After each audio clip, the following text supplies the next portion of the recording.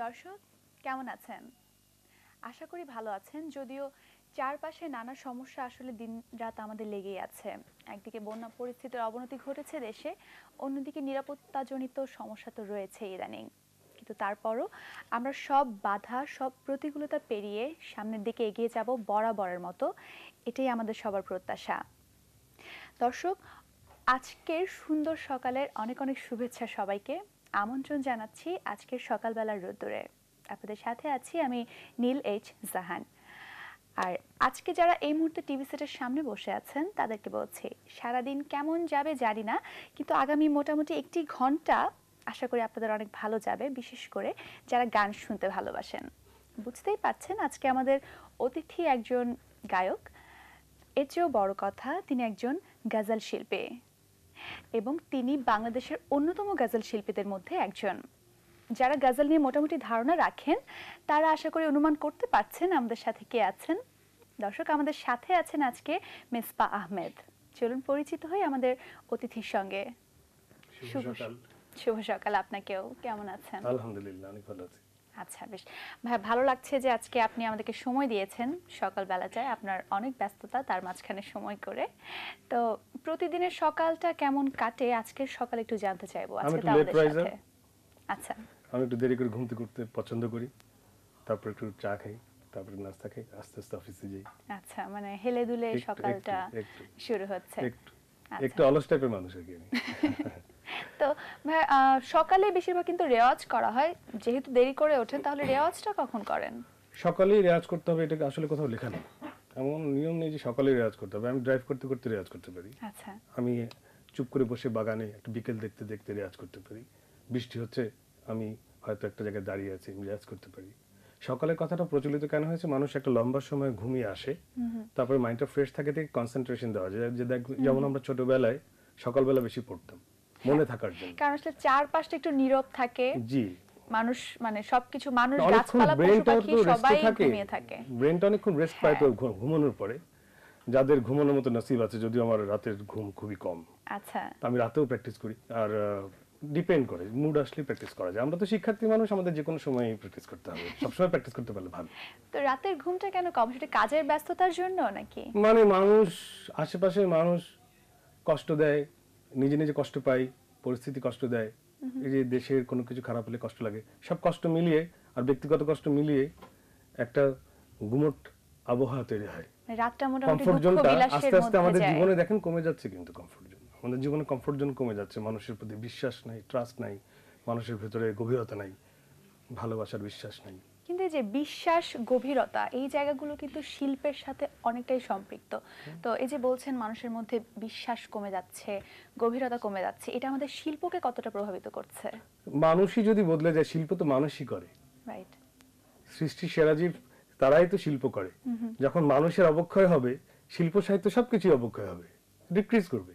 আসলে এরকম একটা পরিস্থিতিতে আমাদের এখন কি করা উচিত? যদি আপনি একজন শিল্পী, আপনাকে বলি যে আপনাদের শিল্পীদের দায়িত্বটা আপনারা কিরকম অনুভব করছেন, যে কি করা উচিত শিল্পকে বাঁচিয়ে রাখতে? আমি তো ছোটখাটো মানুষ, আমি খুবই ক্ষুদ্র মানুষ, আমি এই ব্যাপারে কি বলবো? তবে যার যার জায়গা থেকে শেষে যদি চেষ্টা করে, আমি আমার জায়গা থেকে করলাম, আপনি আপনার জায়গা থেকে করলেন, প্রত্যেকে যদি নিজেকে ঠিক করে, অবশ্যই এটার জন্য কিছু সাপোর্টিং এনভায়রনমেন্টটাও ঠিক থাকা লাগবে। আমি কি ধরনের পরিবেশে থাকি, আমার সারাউন্ডিংস যা, আমার বাড়িতে যে মানুষজন আছেন, আমার বন্ধু বান্ধব, আমার আত্মীয় স্বজন, ফ্রেন্ডস অ্যান্ড ফ্যামিলি, তারা আমাকে কেমন রাখে, তার উপরেও কিন্তু অ্যাটিটিউড ডিপেন্ড করে সবকিছুর উপরেই আসলে, মানুষ হোক, পরিবেশ হোক, সবকিছুর উপরে আসলে। এই যে আমরা যে একটা ভীষণ ভাবে, আপনি ইন্ট্রোতে বললেন যে পরিস্থিতি দেশের, সবকিছু মিলে আমরা কি একটু গুমট নেই? আমরা কি আহত নই? এটা তো কাঙ্ক্ষিত পরিস্থিতি নয়। মানে অনেক সময় উপরে আমরা ফিল না করলেও খুব ভেতরে কিন্তু একটা জায়গায় গুমট হয়েই থাকে, হয়তো অনেক সময় আমরা নিজেরাই বুঝি না যে প্রবলেমটা কোন জায়গায়। সে তারপরে যদি কাছের মানুষ কষ্ট দেয়। অনেক প্রবলেম আর কষ্টের কথা শুনছি, আর ভালো লাগছে না, গান শুনতে ইচ্ছে করছে, গজল শুনতে ইচ্ছে করছে, একটু মনটা ভালো হওয়া দরকার। গজল শুনলে মন আরো খারাপ হয়ে গেলে কিন্তু আমার দোষ নেই। ওই খারাপ হওয়াটা আসলে অন্য খারাপ হওয়া, সেটার মধ্যে একটা আলাদা ফিলিংস আছে। গজল এটা শায়েরের হয়। গজল একজন শায়ের লিখেন, একজন কবি আর কি, উনি যা লেখেন সেটা শায়েরি। এবং তারপরে যখন কোনো সিঙ্গার এটা গান, that becomes a musical track. So এটা প্রথমত একটা কবিতা। গজল যদি টিউন করে গাওয়া নাও হতো তাও এটাকে গজলই বলা হতো। আচ্ছা। হ্যাঁ, তো একটু গেয়ে নেই তারপরে বলছি। তো এখানে শায়ের বলছেন সুদর্শন ফকির, ওনার কালাম, এটি জগজিৎ সিং সাহেবের সুর করা। আচ্ছা। উনি বলছেন যে আমি তোমাকে এই দিলাম ওই দিলাম, আসলে কেউ কাউকে কিছু দিতে পারে না।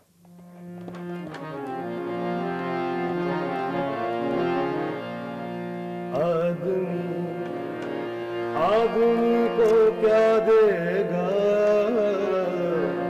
आदमी आदमी को क्या देगा,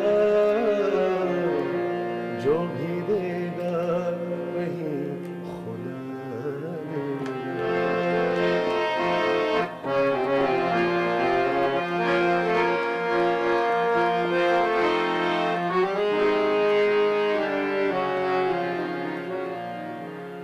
मेरा कातिल ही मेरा मुंसिफ है, मेरा कातिल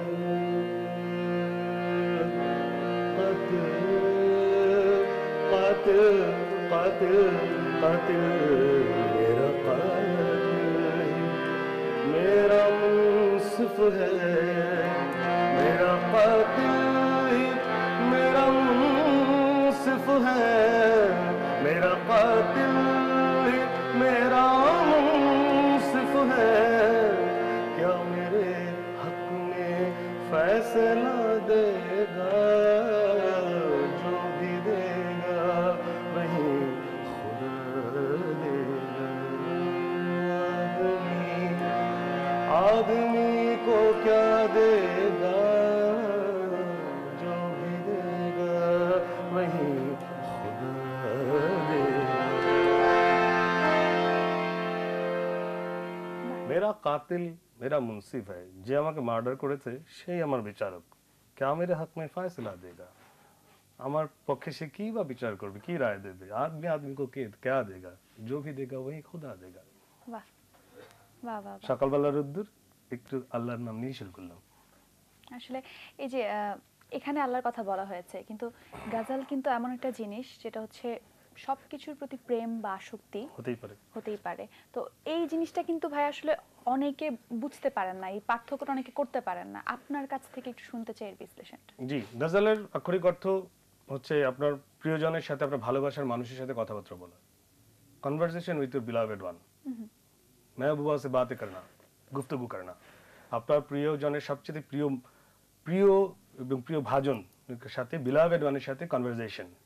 সৃষ্টিকর্তা হতে পারে, প্রেমিকা হতে পারে, বন্ধু হতে পারে, মা হতে পারে, কোনো আসক্তি থাকলে আসক্তি হতে পারে, ডিপেন্ডস। তারপর স্পিরিচুয়াল ব্যাপারও আছে। রোজার মাসে কিন্তু আমাদেরকে খুব ডাকাডাকি হয় আর কি, বুঝছেন? তখন এই শিডিউল দিতে, স্কেজুল দিতে প্রবলেম হয়, সব চ্যানেলই চায়, এবং এটা আমাদের জন্য খুব ক্ষতিকর কিছু না। কিন্তু এই যে আপনি যে কথাটা আমি কেন জিজ্ঞেস করেছেন আমি বুঝতে পেরেছি। আপনি যেভাবে প্রশ্ন করেছেন সেভাবে উত্তর দিচ্ছি। গজলের সাথে স্পিরিচুয়াল ব্যাপার আছে, সেই সাথে আসক্তির ব্যাপারও আছে, সাকি শরাব সবই আছে, নারীর সৌন্দর্যের বর্ণনা আছে। It is nothing related with Ramadan. রোজার মাস হলেই আমাকে দিয়ে গজল সন্ধ্যা করাতে, আমি রোজার মাস ছাড়াও গজল গাই। আচ্ছা, আমার কাছে একটা রিকোয়েস্ট কোশ্চেন আছে, করেছেন আমাদের ডিরেক্টর সাহেব। সাধারণত রিকোয়েস্টের গান হয়, কোশ্চেনও রিকোয়েস্ট হয় আজকাল। আমাদের কি বাত। ডিরেক্টর আমার মাধ্যমে কোশ্চেনটা আপনার কাছে করেছেন, সেটা হচ্ছে সেটাই হচ্ছে গজলের সাথে শরাবের সম্পর্কটা আসলে ঠিক কি? এটা শায়েরা ভালো বলতে পারবেন, কিন্তু আসলে তো গজল রয়্যাল কোর্টে গাওয়ার জিনিস। গজল আগে আপনি জানেন বাদশাদের মেহফিলে গাওয়া হতো, তাদের বাদশার নিজস্ব অ্যাপয়েন্টেড সিঙ্গার থাকতেন, তিনি রাজ দরবারে গাইতেন, রাজারা হেরে জহরত খুলে দিতেন। ওনাদের যখন বিলাস রজনী পালন করতেন তখন একজন অফিসিয়াল সিঙ্গার ওখানে রয়্যাল কোর্টে গান করতেন, হ্যাঁ, রাজ দরবারে। তো ওই সময় হয়তো বাচ্চারা একটু শরাব পান করতে পছন্দ করতেন, হয়তো বা একটু সুন্দরী রমণী পাশে থাকলে হয়তো তাদের শুনতে ভালো লাগতো, সে এরকম করে ওই ট্র্যাডিশন থেকে এটা এসছে। ওখানে প্রথমে তো গজল শুধু এই নারী দেহের বর্ণনা, নারীর সৌন্দর্যের বর্ণনা, তোমার চোখ এত সুন্দর, তোমার চুল এত সুন্দর, আভি জওয়ান হুঁ মে শরাব পি লেতা হুঁ, এগুলি চলতো। এখন কিন্তু কর্পোরেট যুগের যাপিত জীবনের মুদ্রাস্ফীতি, corporate life, corporate and corrupted life, সবকিছু চলে এসছে গজলে। গজলের ফরম্যাট এখন চেঞ্জ হয়ে গেছে। গজল এখন সমাজের কথা বলে, এডুকেশনের কথা বলে, গজল এখন আমাদের যাপিত জীবনের কথা বলে। আচ্ছা, তো ভাই আপনার গানের সাথে আপনার সম্পৃক্ততাটা কখন থেকে শুরু হলো? ছোটবেলা থেকে আমি মানে গানের সাথে সম্পৃক্ত, মনে মনে। কিন্তু যেই এজ থেকে গানটা শিখলে আরো ভালো হতো, তা সেই তুলনায় আমি একটু দেরি করে গান শিখেছি। আচ্ছা, কখন থেকে শিখেছেন? আমি স্কুল লাইফ থেকেই শিখেছি, কিন্তু আমার ইচ্ছে ছিল যে আরো ছোটবেলা থেকে শিখতে পারলে আরো কিছু শিখতে পারতাম। সময়টা একটা জীবন অবশ্যই। মিউজিক শেখার জন্য অনেক কম। আসলেই। আহ কো চাহিয়ে এক উম্র আসর হোনে তক, কौन जीता है तेरे जुल्फ के सर होने तक। তোমার মাথায় যত চুল বাহ, ততদিন বাহ, কে গা বেঁচে থাকে। তো গানটা ছোটবেলা থেকে মনে মনে ছিল, তারপর শুরু করলেন, কিন্তু গজলের দিকে ভিড়ে গেলেন কবে থেকে? কবে থেকে গজলকে ভালোবাসা শুরু করলেন? আমি তখন আমি শুরু থেকেই আমি মেহেদী হাসান সাহেবের গান শোনার পর আমার একটা আকর্ষণ হয়েছিল আচ্ছা। ভীষণ ভাবে। বুঝিনি কিছু, এখনো বুঝি না তেমন একটা, কিন্তু তখনকার তুলনায় এখন ভালো বুঝি, অন্যদের অনেকের তুলনায় মাশাআল্লাহ ভালো বুঝি। আচ্ছা। তো তখন দেখলাম যে এই ধরনের এই প্যাটার্নের মিউজিকটা আমাকে খুব টানে। কারণ একটা মানুষ কি খোঁজে একটা গানের মধ্যে, যে যিনি সঙ্গীত রসিক, ভালো বাণী, ভালো সুর, গায়কের ডাইমেনশন, আর একটু আপগ্রেডেড যারা অডিয়েন্স আছেন তারা হয়তো সুর তাল লয়ের একটু খেলা পছন্দ করেন। এই সমস্ত প্যাকেজটা কিন্তু গজলের মধ্যে আছে। বাণী, সুর, তাল, লয়, লেখার গভীরতা, গায়কের ডাইমেনশন। হ্যাঁ, দেখেন সবকিছু। যে आप ही से मुझे छोड़ के जाने के लिए रंजिशें सही दिल ही दुखाने के लिए रंजिशें से माना माना के मोहब्बत का छुपाना है मोहब्बत, माना के मोहब्बत का छुपाना है मोहब्बत। तू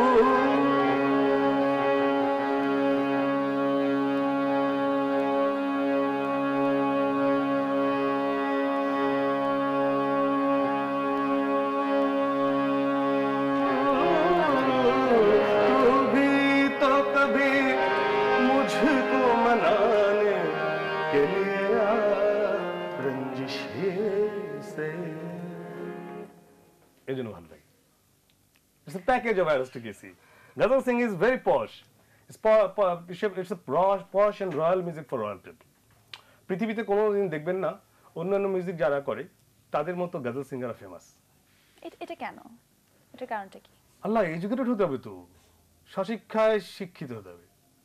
তার কি পোয়েট্রিক ভ্যালু আছে কিনা, কাব্যিক মূল্যবোধ আছে কিনা, লিটারেচার বোঝে, তাই না? আমাদের দেশে যে খেটে খাওয়া মানুষ, উনিও কিন্তু বাংলায় কথা বলেন, কিন্তু উনি কি রবীন্দ্রনাথ বুঝবেন? টাফ। তাই না? বাংলা ভাষাভাষী হলেই যে উনি বাংলা গানের রবীন্দ্রনাথ বা নজরুলকে বুঝে যাবেন এমন কোনো কথা তো নেই। নাই। সেরকম ফার্সি বা উর্দু যারা বলেন তেমন হলেই যে উনি গজলটা বুঝে যাবেন তেমন কোনো কথা নেই। অনেক কঠিন জিনিস, অনেক সুরের ব্যাপারেও কঠিন। ক্লাসিক্যাল মিউজিকটা দীর্ঘ, এখন মানুষ তো অনেক ধৈর্যহীন। আসলে মানে গজলের যে কথার যে জায়গাটা বা সুরের গভীরতা যে জায়গাটা, ওইটুকুতে পৌঁছাতে writing. হলেই জাস্ট শোনার জন্যই আপনাকে অনেক জানতে হবে, অনেক কিছু জানতে হবে। কিংবা যারা জানে তারাই শোনে, রাইট, যারা জানে তারাই শোনে। এবং এটা কখনো দুইভাবেই বলা যাচ্ছে। সার্বজনীন মিউজিক ছিল না, হওয়ার দরকারও নাই। এটা একটা খুব খানদানি জিনিস, খানদানি লোকের জন্য খানদানি থাকুক, খানদানি জিনিস কম হয়। একটা নির্দিষ্ট টেরিটরির জি মধ্যে নিশ্চয়ই, আটকে আছে। কিন্তু টেরিটরি আটকে নেই। মানে আটকে আছে নির্দিষ্ট সমুদ্রগামী জাহাজ কখনো পুকুরে স্বাচ্ছন্দ্য বোধ করে না। এক্স্যাক্টলি, ব্যাপারটা এরকমই। তো ভাই, আপনি ছোটবেলা থেকে শুরু করেছেন, ছোটবেলা থেকে গজলের প্রতি ভালোবাসাটা নিজে বুঝতে পেরেছেন, আবিষ্কার করেছেন, তারপর সেই জায়গা থেকে ট্রাই করেছেন, এবং আজকে এত বছর পরে চেষ্টা করে নিজের যোগ্যতা আজকে আপনি আপনার এই জায়গায় আজকের মিসবাহ আহমেদ হয়ে উঠেছেন। তো শুরুটা হয়েছিল কার কাছে? আমরা জানি যে গান বা যে কোনো শিল্প গুরুমুখী, তো Of course. আপনার ওস্তাদ কার মাধ্যমে শুরু হয়েছিল? সঙ্গীত তো আরো বেশি গুরুমুখী। খুব সুন্দর কথা বলেছেন আপনি, গুরুমুখী, খুব সুন্দর কথা, অনেকদিন পরে বললো কেউ আমাকে। গুরুমুখী বিদ্যা আর অ্যাবস্ট্রাক্ট আর্ট, তো মানে মিউজিক তো দেখা যায় না, ইনভিজিবল আর্ট। হ্যাঁ, নাচের একটা মুদ্রা কিন্তু দেখানো যায়, একটা সূর্যাস্ত সূর্যোদয় একে দেখানো যায়। মিউজিক জাস্ট ফিল করে। হ্যাঁ, আপনি একটা মা, একটা পা, একটা সা তো একে দেখাতে পারবেন না, গেয়ে দেখাতে হবে, গুরুর কাছে মুখে দিকে তাকিয়ে থেকে শিখতে হবে। তো আমি গুরু হিসেবে পেয়েছি প্রথমে, তো আমার হাতে খড়ি ছিল মিনাজউদ্দিন খান সাহেব, নিয়াজ মোহাম্মদ চৌধুরী সাহেবের কাছে ছিলাম 11 বছর ক্লাসিক্যাল মিউজিকের জন্য, তারপরে জগজিৎ সিং সাহেবের কাছে গজলের জন্য, এখন শিখি মাশকলি খান সাহেবের কাছে, লিভিং লেজেন্ড অফ কিরানা ঘরানা, আচ্ছা। ওনার কাছে ক্লাসিক্যাল মিউজিক। ক্লাসিক্যালটা শিখতে হয়, ক্লাসিক্যালটা শিখতে হয়। রিয়েলিটি শো আমাদের বরবাদ করে দিল, কেন? কেউ শিখছে না আর। আচ্ছা, এটা একটা সমস্যা, অবশ্যই অনেক বড় একটা সমস্যা। তো এটা থেকে উতরে যাওয়ার উপায়টা কি? বন্ধ করে দেন রিয়েলিটি শো। আচ্ছা। সঙ্গীত তো প্রতিযোগিতার বিষয় না, লতা মঙ্গেশকর কোন প্রতিযোগিতাতে ফার্স্ট হয়ে এসে লতাজি হয়েছেন? মাইকেল জ্যাকসন কোন প্রতিযোগিতাতে ফার্স্ট হয়ে এসে মেডেল পেয়ে উনি এত সুরে এত নিচে? ডিপ পার্পল, পিঙ্ক ফ্লয়েড, আশাজি, মেহেদী হাসান, গোলাম আলী সাহেব, আমাদের দেশে শাহনাজ রহমতুল্লাহ ম্যাডাম, রুনাল্লাহ ম্যাডাম, ওনারা কি ফার্স্ট হয়ে আসছেন এরকম? সঙ্গীত তো অবশ্যই না। প্রতিযোগিতার বিষয় না, সঙ্গীত আপনি নীরবে সাধনা করবেন, অর্জন করবেন, গেয়ে দেখিয়ে দেবেন। আমি এমন খেলাধুলা প্রতিযোগিতা করবেন, কে আগে দূরে যেতে পারলো। কিন্তু আসলে এই জায়গায় আরেকটা ব্যাপার কিন্তু ভাই রয়েছে যে অনেক প্রত্যন্ত অঞ্চলে অনেকেই আছেন যারা হয়তো প্রতিভা রাখেন কিন্তু সুযোগটা পাচ্ছে না নিজেকে একটা ভালো প্রকাশ দিক তো করার। থাকবেই, সবকিছুর ভালো দিক মন্দ দিক আছে, কিন্তু যখন ভালো দিকটাকে ওভারটেক করে ফেলে মন্দ দিকটা, তখন তার ভালো দিকটা দেখা যায় না। আচ্ছা, তবে আপনার শেখার সময় গুরুদের কথা আমরা শুনলাম, গুরুদের কথা জানলাম, পরিবারের সহযোগিতা কতটা ছিল আপনার গানের ক্ষেত্রে? সঙ্গীত পরিবারে কোনো সাধনার সহযোগিতা ছিল ক্ষেত্রে? না, কারণ আমি বাবা মার একমাত্র সন্তান, আমি ব্যবসায়ী ঘরের ছেলে, আমি নিজেও ব্যবসা করি।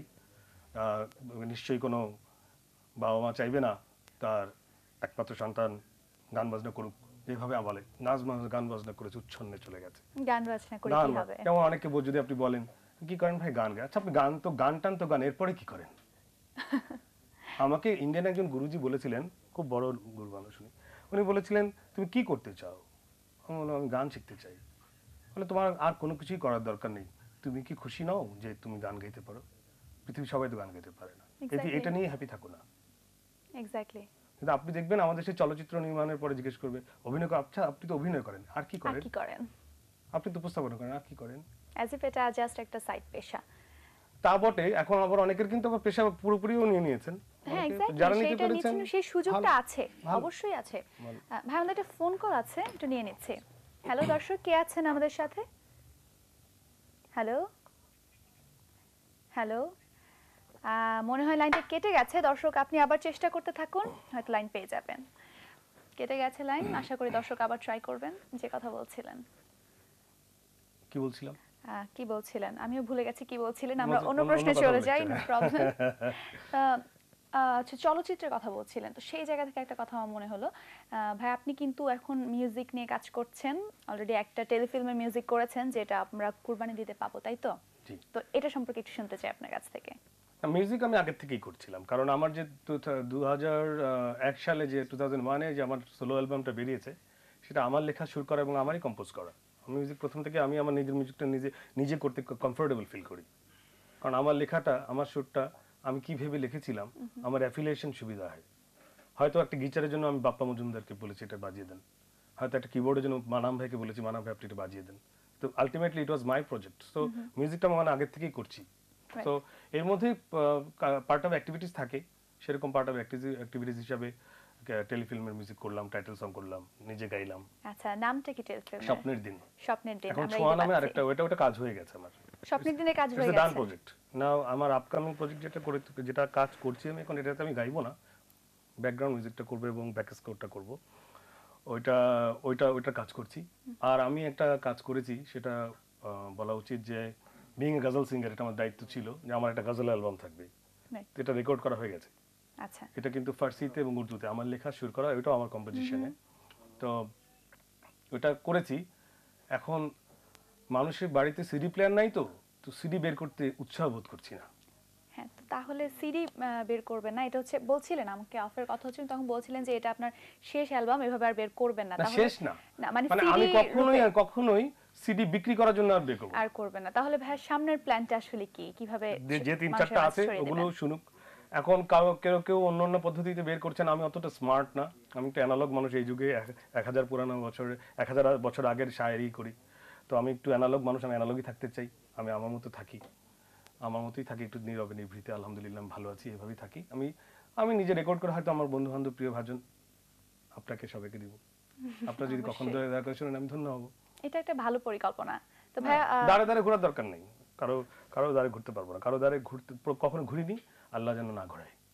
ইনশাআল্লাহ সেই দোয়া এবং প্রত্যাশা আমাদের থাকবে। हर दर पे जिस दर पे सर झुक नहीं जाते, जिस दर पे सर झुक नहीं जाते उसको दर नहीं कहते, বাহ বাহ বাহ, हर दर पे जो सर झुक जाते हैं उसको सर नहीं कहते। मैं सर क्या झुकाने बात है। वाला नहीं हूँ इंशाल्लाह। কি বাত হ্যাঁ ভাই, এই মুহূর্তে একটি ব্রেক নিতে হচ্ছে, আরো প্রশ্ন অনেক আছে। প্রিয় শিল্পী, আপনার আদর্শ, বাট একটা ছোট ব্রেক নিয়ে ফিরে জি আসছি। ইনশাল্লাহ। দর্শক, সময় হয়ে গেছে একটি ছোট্ট বিরতি নেবার। কোথাও যাবেন না, আরো গান আরো আড্ডা তো অপেক্ষা করছে আপনাদের জন্য। আমাদের সাথেই থাকুন।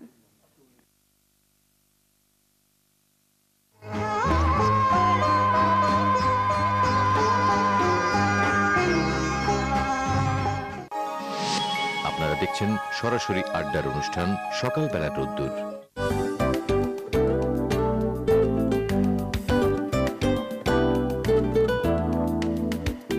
বিশ্ববিদ্যালয়ে ভর্তি ইচ্ছুক পরীক্ষার্থীদের জন্য পরামর্শমূলক সরাসরি অনুষ্ঠান পরীক্ষা প্রস্তুতি।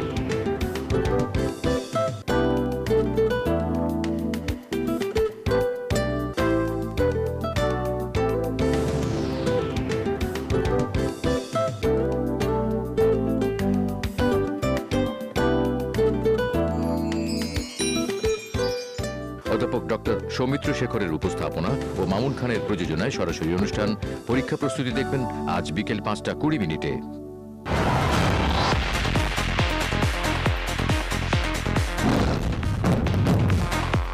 তারকাদের জীবনযাপন, ঘটনা, দুর্ঘটনা, রটনা নিয়ে অনুষ্ঠান স্যান্ডেলিনা স্টার ওয়ার্ল্ড।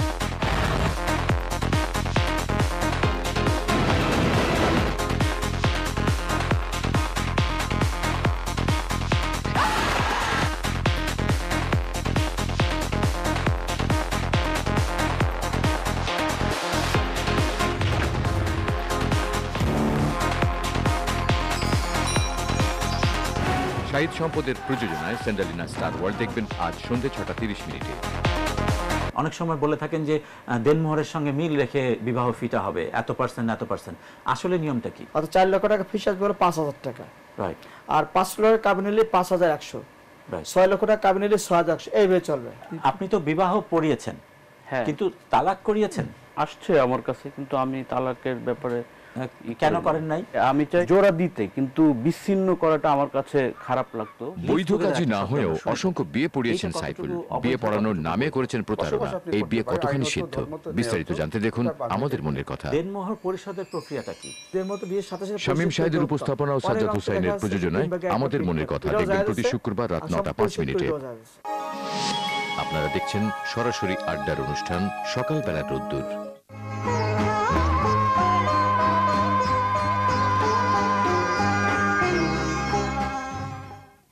বিরতির পর আবারও ফিরে এলাম আমাদের আজকের আয়োজনে, আজকের সকালবেলার রোদ্দুরে। চলুন ফিরে যাই আমাদের আজকের অতিথি গজল শিল্পী মেজবা আহমেদের কাছে। চলে এলাম ভাই আবারও আপনার কাছে। বিরতির আগে শুনছিলাম আপনার মিউজিক আর টেলিফিল্ম স্বপ্নের দিনের কথা। তো আমরা কিন্তু একটা খবর পেয়ে গেছি, সেটা হচ্ছে এই টেলিফিল্মে আপনি অভিনয় করেছেন। খুবই দুঃখজনক। এই গল্পটা একটু শুনবো। এটা ছোট করে বলে দিই। মানে আমি করছিলাম ব্যাকগ্রাউন্ড মিউজিকটা এবং টাইটেল সংটা আমি গাচ্ছি, এরকম একটা পরিস্থিতি, রেকর্ডিং চলছে স্টুডিওতে। তো পার্থিব রাশেদ এটার এই টেলিফিল্মের পরিচালক করে স্ক্রিপ্ট আমার ছোট ভাই সমতুল্য জোর করে একটা মানে মূল ক্যারেক্টার, এটা সাইকো থ্রিলার একটা, জেনি মূল ক্যারেক্টারে আছেন। আচ্ছা। তো ওনার সাথে ওনার স্বামীর চরিত্রে আমাকে অভিনয় করতে হয়েছে। এই পর্যন্ত বলি, পজ। আর কিছু বলবো? আর কিছু বলবেন না, আমরা বাকিটা দেখবো, তাই তো? দেখেন না, আমার লজ্জা লাগে। আমরা কিন্তু দেখবই। অনুরোধে কিছু করলে যে কি হয়, এটা অনুরোধে ঢেকে গেলার মতো অবস্থা, তাই তো? আচ্ছা, আমরা একটু অভিনয় থেকে এই টেলিফিল্মের কোন একটি গান কি আমরা আজকে শুনবো? ওটা গিটার হলে ভালো হতো, এখন এখানে থাক, কোন কিছু আচ্ছা, ঠিক আছে, তাহলে আমরা একটু অভিনয়ের জায়গা থেকে আবার একটু সঙ্গীতের জায়গায়, গজলের জায়গায় ফিরে যাই। সেটা হচ্ছে, একটা প্রশ্ন আছে, সেটা হচ্ছে গান তো অনেকদিন ধরে করছেন এবং এর মধ্যে নিজের একটা জায়গা কিন্তু তৈরি করেছেন। এখন তরুণরা যারা আসবে মিউজিকে, বিশেষ করে গজলের যে জগৎ এখানে আসতে চাইবে, তাদের জন্য আসলে কি করণীয়? আপনারা তাদেরকে শেখানোর জন্য আপনাদের দিক থেকে কি কি ব্যবস্থা আপনারা নিয়েছেন? তরুণদের তো আমাদেরকে মানতে হবে, অবশ্যই, তাই না? আপনি আপনি যদি সেই আগ্রহ আপনার মধ্যে না থাকে, এটা খুব কঠিন সাবজেক্ট বলে এদিকে আসতেই চাচ্ছে না অনেকে, এবং কারণ জানে যে এটা পিওরলি ক্লাসিক্যালটাকে শিখে আসতে হবে। তারপরে সর্বোপরি যে বিষয়টা সবচাইতে বেশি রিমার্কেবল এবং উল্লেখযোগ্য, সেটা হচ্ছে এই ভাষাটা রপ্ত করা এবং প্রোনাউন্সিয়েশনটা অ্যাকর্ডিংলি করা।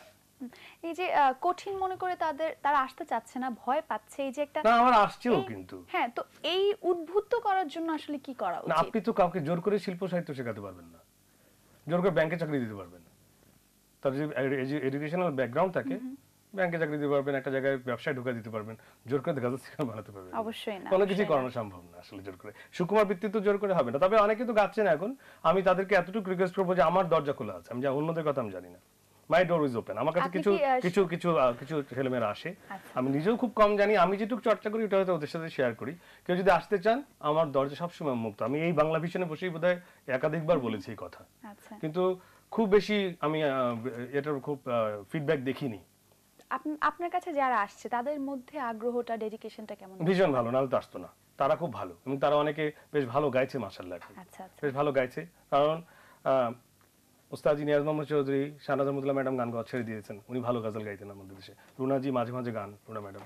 তো এনাদের পরে আমরা, তারপরে এরপরে তো একটা এই ধারাবাহিকতা থাকা, আমাদের দেশে যদি একটা ইন্টারন্যাশনাল লেভেলের গাজল সিঙ্গার থাকে তাতে তো কোনো সমস্যা নাই।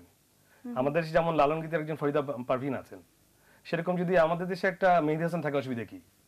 আমাদের দেশের নামে সে তো রিপ্রেজেন্ট করবে অন্য জায়গায়। অসুবিধা তো নেই, আমাদের জন্য গর্বের ব্যাপার। আমাদের দেশের এই জায়গাটাকে বিশ্বের দরবারে তুলে ধরতে আসলে কি করণীয়? আপনারা তো অনেক হেল্প করছেন। আগে দেখেন আমাদেরকে কোনো রকম একদম সরাসরি কোনো রকম কোনো সুযোগ ছিল না, কোনো চ্যানেলে গাজল গাওয়ার তো প্রশ্নই উঠতো না।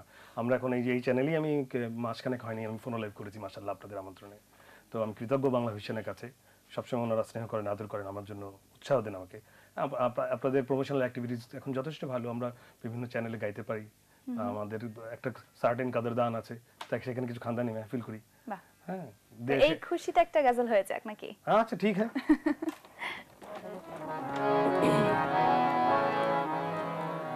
শায়েরা তো একটু জাভেদ আখতার সাহেবের কালাম, ওনারা তো একটু রোমান্টিক মানুষ।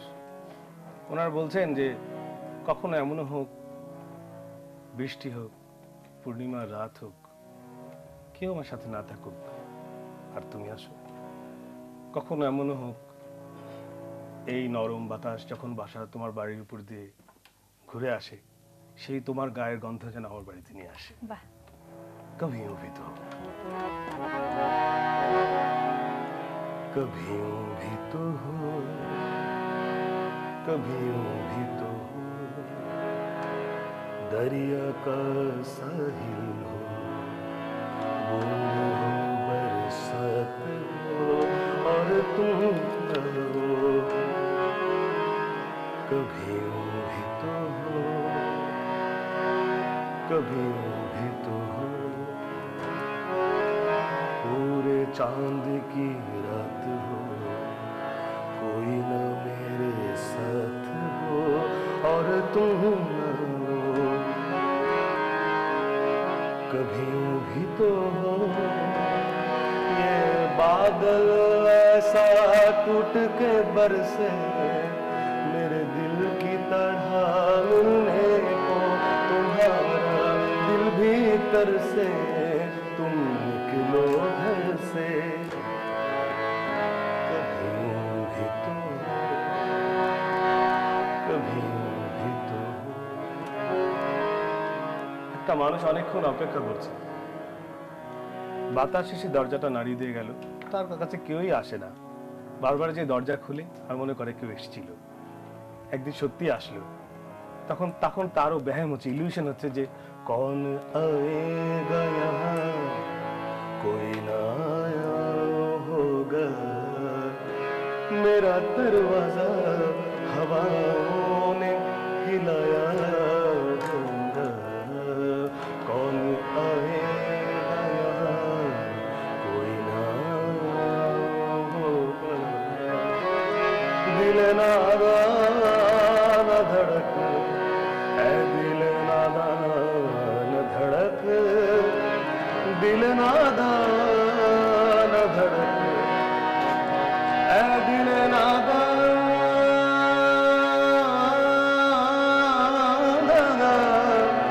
दिल नादान,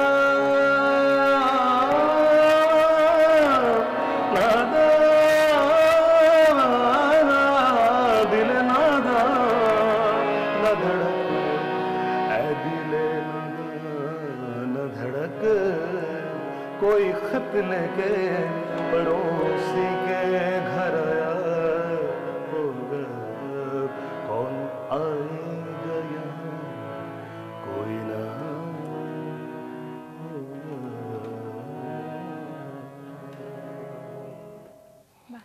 ক্যাব ভূপালী ওনার কালাম ছিল, একই রাগে দেখে মনে পড়ে গেছে। আচ্ছা, মানে যেটা বলছিলেন যে প্রেয়সী যখন দরজায় এসে কড়া নাড়ছে তখন তার ওই ইলিউশনটাই হচ্ছে নিশ্চয়ই বাতাসে নড়েছে দরজা, হচ্ছে কিন্তু বা আমার পাশের কাছে প্রতিবেশীর কাছে আই এম কোনো সো আনফরচুনেট, আমার পত্র কাছে কে এসেছে। আসবে, মানে বিশ্বাসই করতে পারছে না যে আমার কাছে কেউ আসতে পারে। বুঝতে পারছি না। এভাবে ভাবলে কিন্তু আসলে আমাদের সমস্যা। এই জন্য প্রতিবারই সেটা বাতাস নাড়ুক বা যেই নাড়ুক না কেন, খুলে আমাদেরকে দেখতেই হবে, বলা তো বাহ! যায় না কোন সময় আমাদের চমৎকার।